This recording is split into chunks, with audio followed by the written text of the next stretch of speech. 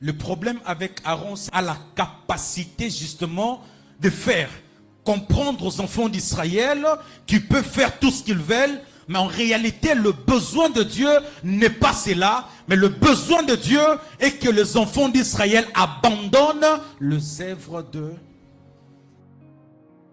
toutes choses. En lui habitait corporellement la plénitude de la divinité.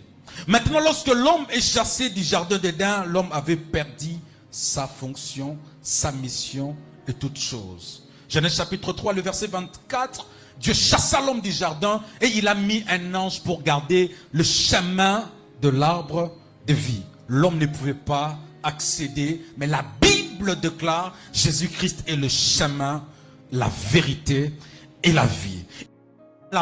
Balaam a prophétisé sur Jésus en disant dans Nombre chapitre 24 le verset 17, je le vois non maintenant, je le contemple non de près, un astre qui sort de Jacob, c'est lui qui sort et éternel. Une manière de dire, le mage avait vu une étoile, mais derrière cette étoile c'est caché le roi des rois, le seigneur des seigneurs qui a pris une forme humaine. Dire il prêche autre chose et ne prêche pas l'évangile. La réponse du docteur m'avait vraiment écœuré en disant, en tant qu'un père responsable, je ne peux pas autoriser que mon fils devienne pasteur sans voir les 5 notions fondamentales. On appelle ça le prérequis.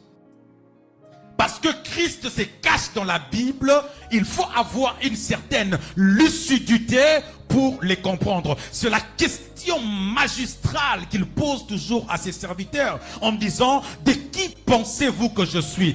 Cela m'a fait comprendre qu'on peut être avec Jésus, mais sans le connaître davantage. Et heureusement, un homme qui était révélé par l'Esprit de Dieu, il a dit, tu es le Fils de Dieu. Une manière de dire, le problème n'est pas venir à l'église, parce que l'église ne sauve pas, mais c'est le Jésus de l'église qui sauve.